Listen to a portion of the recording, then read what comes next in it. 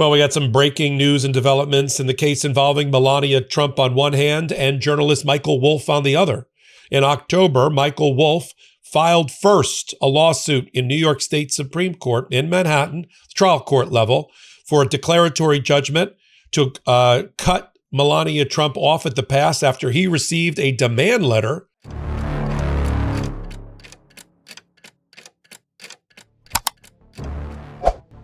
일부 법적 분쟁은 관련된 금액이 아니라 공인 공랜과 제도적 자유 사이의 경계를 뒤흔드는 영향력 때문에 주목을 받는다. 2025년 10월 21일 멜라니아 트럼프가 서명한 소송 이전 신청서가 공식 접수되었습니다. 이 신청서는 뉴욕주 대법원에서 그녀를 상대로 제기된 소송을 뉴욕 남부 연방지방법원으로 이전하기 위한 것이었습니다. 이 소송은 전직 영부인이 제프리 앱스타인 관련 사건에 자신의 이름을 연루시킨 콘텐츠를 게시한 후 법적 위협을 가했다고 주장하는 기자 마이클 울프가 제기한 것이다. 그에 따르면 사법적 통지 및 공개적 정정 요구를 통한 압박은 공공토론의 허용 가능한 한계를 넘어섰을 뿐만 아니라 헌법상 제1차 수정헌법의 원칙을 직접적으로 위반했다고 한다. 한편 삭제 요청은 이러한 주장을 반박하지 않고 멜라니아가 플로리다 주 시민이므로 관할 법원은 연방법원이어야 한다고만 주장한다. 표현의 자유와 명예훼손을 중심으로 한 초기 분쟁은 관할권 배후에서 움직이기 시작하며 민사법, 공인 그리고 사건이 전개되는 제도적 환경 사이에 더 깊은 긴장층을 드러내고 있다. 멜라니아의 청원서는 그녀가 2019년부터 플로리다주 팜비치에 거주하며 플로리다 유권자 등록, 주 운전면허증 소지, 그리고 공식 주소로 말하라고 클럽을 기재한 사실을 증거로 제시한다. 그러나 원고 측은 이 주장을 반박하며 멜라니아가 고의적으로 소환장을 회피하고 있으며 여전히 뉴욕, 특히 트럼프 타워에 거주하고 있다고 주장합니다. 이 기술적으로 보이는 논란은 소송에 중요한 영향을 미칩니다. 양측이 동일주 거주자로 입증될 경우 사건은 주 법원 관할로 유지됩니다. 반대로 서로 다른 거주지가 입증되고 분쟁 금액이 7만 5천 달러를 초과할 경우 연방법원으로의 이송이 법적으로 가능해집니다. 그러나 이 사건의 가장 민감한 점은 단순히 주소 차이가 아닙니다. 소송이 기슬레인 맥스웰을 기소하고 에프스틴에 관한 가장 방대한 기록을 관리하며 아직 공개되지 않은 문서를 보관 중인 바로 그 연방법원으로 이관되었다는 사실에 있습니다. 이송 신청서에서 멜라니아는 울프의 주장이 허위이며 명예훼손적이고 잠재적으로 해롭다고 주장하지만 명예훼손 소송을 제기하지 않기로 선택했습니다. 또한 반소장이나 병행 소송도 제출하지 않았습니다. 지금까지의 전략은 원고가 사건을 진행하기 더 쉬운 주법원에서의 소송 진행을 피하는 데 집중된 것으로 보입니다. 사전 협박 혐의에 대한 직접적인 답변이 없는 점이 주목된다. 이는 소송 몇 달 전 변호사들이 보낸 서한에 명시된 사과 요구와 10억 달러 이상의 배상 가능성 언급 때문이었다. 원고는 정정 요구를 거부하며 상대방의 소송 제기 가능성을 기다리기보다 분쟁을 법정으로 가져가기로 선택했다. 그 후 멜라니아 본인이 혐의의 실체에 대한 답변조차 하기 전에 분쟁의 장을 바꾸려는 시도를 했다. 이 사건의 영향은 당시 법정 내에서 벌어진 일에만 국한되지 않았다. 뉴욕 남부지방법원으로 이관되면서 소송은 새로운 제도적 무게를 얻었다. 새로운 소송 관할지로 선정된 이곳은 에프스틴 관련 이전 수사, 특히 부분적으로 비공개 상태인 사건들과 직접적으로 연결되어 있다. 이는 2020년 해당 사건과 관련된 100만 건 이상의 문서를 보유하고 있다고 밝힌 바로 그 관할권이다. 멜라니아, 도널드 트럼프, 에프스틴, 기슬레인, 맥스웰이 당시 사교 행사에 함께한 오래된 공개 사진들은 원고 측이 보도와 기사에서 이러한 관계를 맥락화하려 시도했다는 이유로 압박을 받았다고 주장하며 배경 자료로 포함되었다. 직접적인 불법 행위 혐의를 제기하지 않더라도 해당 기자는 공공의 이익이 이러한 연결고리에 대한 편집적 조사를 정당화한다고 주장한다. 특히 대통령 임기 중 및 이후 정부 결정이나 커뮤니케이션 전략의 중심에 있는 공인들을 둘러싼 사안일 경우 더욱 그러하다. 공적인 명예훼손 소송 위협에도 불구하고 정식 소송을 제기하지 않기로 한 결정은 분석에서 중요한 변수로 작용한다.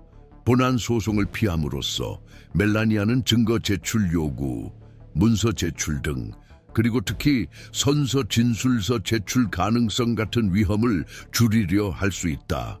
반면 원고는 연방 판사가 예비 조사를 승인할 경우 거주지 문제에 대한 특정 증거 개시 단계를 요청할 의사를 이미 밝혔으며 이는 여행 기록, 거주 증명서, 개인 일정표 등의 수집을 수반할 수 있다. 이러한 사례를 제도적 측면에 대한 정확성과 주의를 기울여 공개 토론에 제기함으로써 우리는 민감한 맥락에서 공인 공론과 언론의 자유 사이의 경계를 형성하는 공식적 메커니즘에 대한 이해를 넓히고자 합니다. 이러한 맥락에서 분쟁은 단순한 사적 당사자 간 갈등의 범위를 넘어 법 체계의 다양한 분야와 연방기관 구조의 영역이 수렴하는 교차점에 접근하기 시작한다. 뉴욕 남부지방법원으로 소송이 이관되면 공인 및 민감한 주장이 관련된 사건에서 관할권 확인, 소송 적격성 검토, 그리고 필요한 경우 예비 심리를 진행하기 위한 일련의 연방사법 절차가 자동으로 발동됩니다. 멜라니아 트럼프의 특정 사례에서 플로리다 거주지 주장은 일관되게 이의가 제기될 경우 법원이 해당 진술을 뒷받침하는 요소를 평가하도록 요구할 것이다. 여기에는 거주 기록, 세금 서류 투표 기록, 심지어 주간 이동 패턴까지 포함된다. 이 시점부터 법원의 역할은 단순히 청원 접수나 자동화된 결정에 국한되지 않습니다. 담당 연방 판사는 관할권 발견, 디스커버리, 주리디치오날을 승인할 수 있으며 이는 거주지 및 거주지 문제에 한정하여 통제된 증거 수집을 허용하는 수단입니다. 이러한 유형의 조치는 빈번하지 않지만 공인들이 소송 제기자들이 지정한 관할권을 이에 제기한 사례에서 사용된 바 있습니다. 이 경우 원고 측은 항공권 기록, 임대계약서, 공공요금 청구서, 주택보안 기록 등의 문서를 요청할 수 있으며 경우에 따라 상대방의 제한적 증언을 선서해 요구할 수도 있습니다. 이러한 수렴은 이 사건이 법적 분석가들과 헌법 전문가들의 관심을 끌었던 이유를 이해하는 데 도움이 됩니다. 비록 사건의 본질, 언론의 자유대 명예훼손 주장, 이 아직 공식적으로 논의되지는 않았지만 멜라니아가 이전에 소송을 제기하겠다고 위협했음에도 불구하고 직접 소송을 제기하지 않았다는 사실 자체가 그녀의 전략평가에 추가적인 요소를 더합니다. 명예훼손에 대한 완전한 소송을 피하는 것은 사건이 광범위한 문서 공개와 공개 또는 비공개 증거를 통한 대립을 요구하는 절차 단계로 진입하는 것을 막으려는 시도로 볼 수 있다. 이는 그녀 개인뿐만 아니라 과거 관계의 더 넓은 맥락까지 포함한다. 또 다른 제도적 긴장점은 소송의 기원에 집중된다. 뉴욕주 대법원은 주 법원임에도 불구하고 민사재판의 1심 법원 역할을 한다. 이 법원은 특히 맨해튼에서 언론, 사생활, 공인 관련 사건의 전통을 가지고 있으며 유명인과 정치인들이 언론 매체의 보도에 자주 이의를 제기하는 곳이다. 연방 관할권으로의 전환은 소송 진행 패턴을 바꿉니다.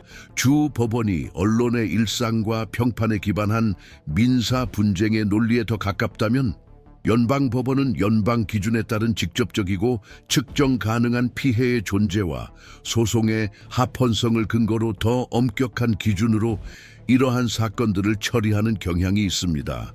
이러한 절차적 전환은 진공 상태에서 일어나지 않습니다. 최근 몇 년간 뉴욕 남부지방법원은 전국적 파장을 일으킨 사건들, 특히 에프스타인 같은 영향력 네트워크와 연관된 개인들의 책임 추궁과 관련해 주도적인 역할을 해왔습니다.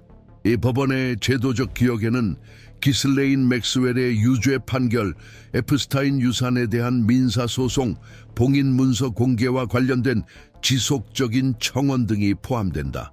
이러한 전력은 동일한 관할구에서 발생하는 새로운 민감한 소송을 제도적 기관과 에프스타인 사건과 간접적으로라도 연관된 인물들을 둘러싼 소송 패턴에 주목하는 법적 행위자들에게 자동적으로 더 가시적으로 만든다. 멜라니아 측 변호인이 소송을 연방 관할권에 남기도록 주장하는 것도 위험을 전략적으로 읽은 결과다.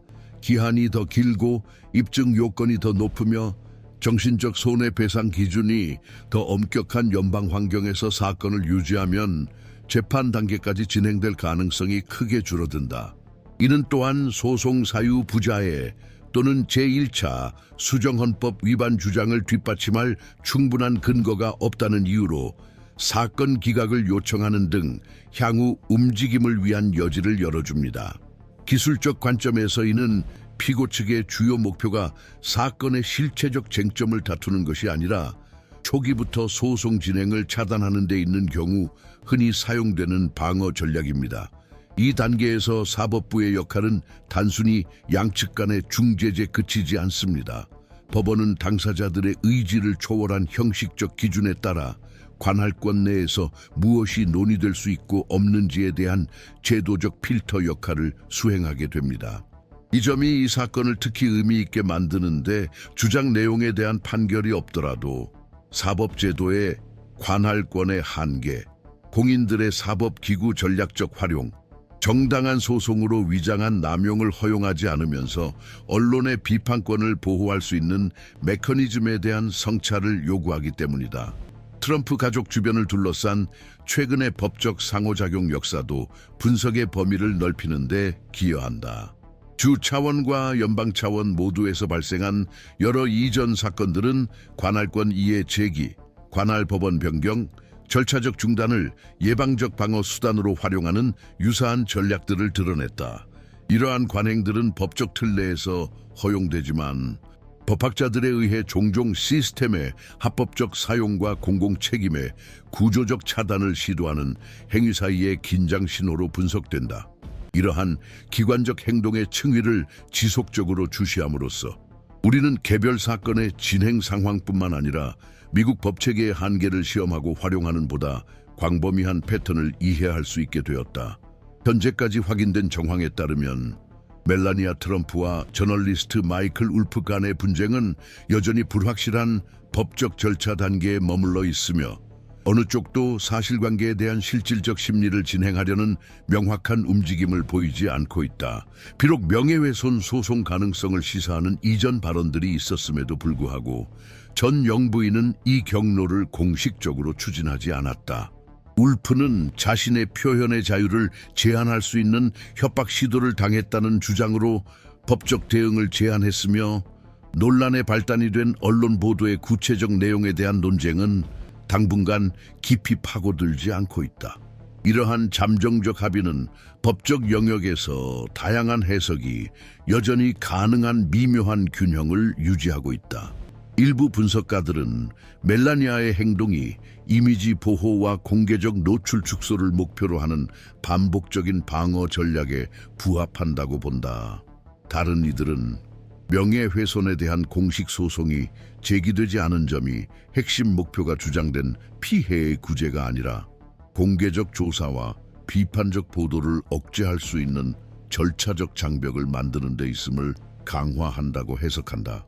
이러한 유형의 분쟁에서 제1차 수정헌법의 적용 범위에 대한 평가는 여전히 분분하다. 헌법 전문가들은 표현의 자유가 공인에 대한 비판을 보호하지만 무제한적인 권리로 작용하지는 않는다고 지적한다. 특히 에프스타인 사건과 같이 광범위하게 법적 분쟁이 진행 중인 사건을 언급할 때 정당한 비판의 행사가 명예훼손적 발언과 혼동될 수 있는 모호한 해석 영역이 존재한다. 반면 미국 판례는 공인이 명예훼손을 입증하기 위한 엄격한 기준을 설정하고 있으며 정보 게시자의 악의적 의도나 중대한 과실 증거 등을 요구한다. 현재 단계에서는 소송이 관할권 및 절차에 관한 예비 논의에 국한되어 있어 이러한 법적 구성 요소가 실제로 시험된 바는 없다. 제도적 맥락은 분쟁에 추가적인 복잡성을 더한다. 뉴욕 남부지방법원의 에프스타인 관련 인맥 네트워크 사건 처리 이력, 누적된 기록, 아직 공개되지 않은 파일의 존재, 그리고 기슬레인 맥스웰 재판과 같은 최근에 큰 파장을 일으킨 재판들의 기억은 새로운 소송이 구체적인 사건을 넘어서는 함의를 지니는 환경을 조성한다. 현재 소송이 형사 고발이나 형사 책임 추궁을 포함하지 않더라도 에프스타인의 사회적 제도적 세계와 관련된 주제를 다루는 것 자체만으로도 사법 시스템 내부에 경계, 억제, 감시 메커니즘이 작동하게 된다. 현재 논쟁은 연방 판사가 울프의 요청을 받아들여 거주지 문제로 한정된 증거 개시 절차를 진행할지 여부에 집중되어 있다. 승인될 경우 이 단계는 거주지 기록 및 이동 경로 기록 등 증거 수집을 제한적으로 허용하여 소송이 연방 관할권에 남을지 주 법원으로 환송될지를 결정할 수 있게 한다. 결정에 관계없이 이 초기 단계는 당사자들이 소송을 지속할 의사가 있음을 보여주는 중요한 지표 역할을 한다.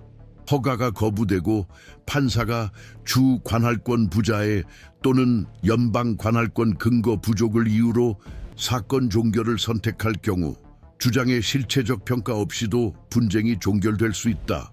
지금까지 분쟁의 향후 경로에 대해서는 합의가 이루어지지 않았다.